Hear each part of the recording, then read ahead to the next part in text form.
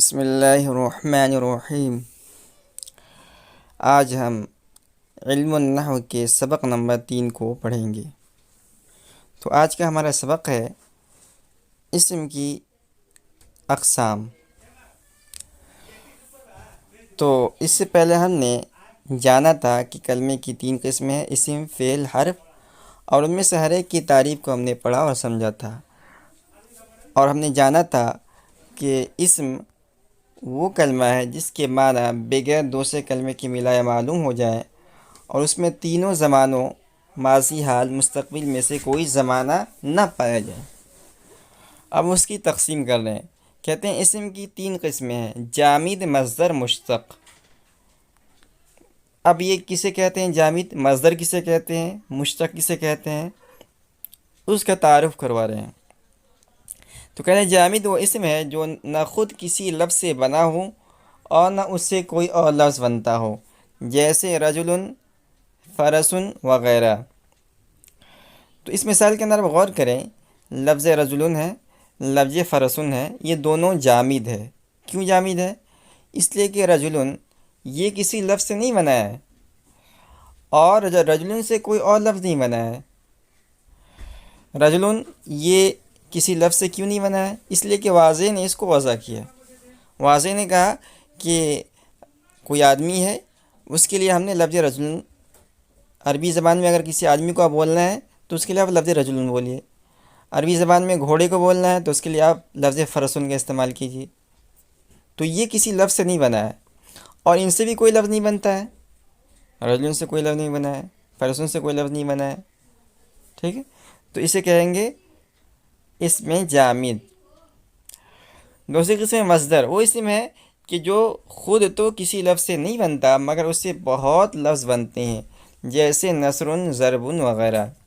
تو اس میں مصدر جو ہے وہ خود تو کسی سے نہیں بنتا ہے، واضح نے وضع کر دیا ہے، مصدر کے طور پر بن گیا، اور اس سے بہت سارے الفاظ بنتے ہیں، جیسے لفظ نصر، ضرب، جتنے ہی مصادر ہیں، تو جتنے بھی مشتقات ہوتے ہیں سب مصادر سے بنتے ہیں۔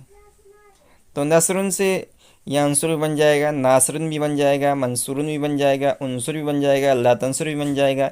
جتنے بھی مشتقات ہیں سب مصادر سے بنتے ہیں۔ اور مشتق وہ اسم ہے جو مصدر سے بنا ہو، جیسے ضرب سے ضارب، نصر سے ناصر۔ تو مشتقات یہ مصادر سے بنتے ہیں۔ مشتقات جیسے اسم فاعل، اسم مفعول، اسم اعلیٰ، اسم ظرف وغیرہ وغیرہ، یہ سب مشتقات ہیں اور یہ سب مصادر سے بنتے ہیں۔ تو یہاں اسم کی بحث پوری ہوئی۔ اب آگے فعل کی بحث ہے۔ فعل وہ کلمہ ہے جس کے معنی دوسرے کلمے کی ملائے بغیر معلوم ہو جائے اور اس میں کوئی زمانہ بھی پایا جائے، جیسے نصر، ینصر، ضرب، یضرب۔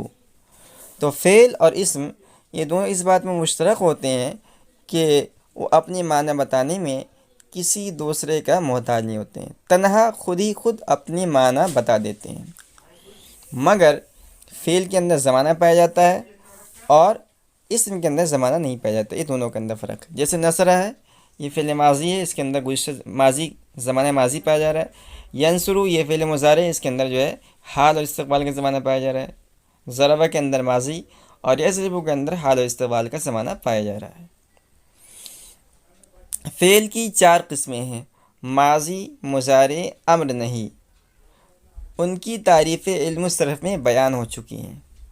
تو جو صرفی لوگ ہوتے ہیں وہ چونکہ فعل سے زیادہ بحث کرتے ہیں اور نحوی لوگ یہ اسم سے زیادہ بحث کرتے ہیں، اس لیے صاحب کتاب نے کہہ کے ٹال دیا کہ ان کی تعریف علم الصرف مصنف کی کتاب ہے، ایک دوسری کتاب ہے، جیسے علم النحو کی کتاب ہے، اسی طرح علم الصرف بھی ایک کتاب ہے۔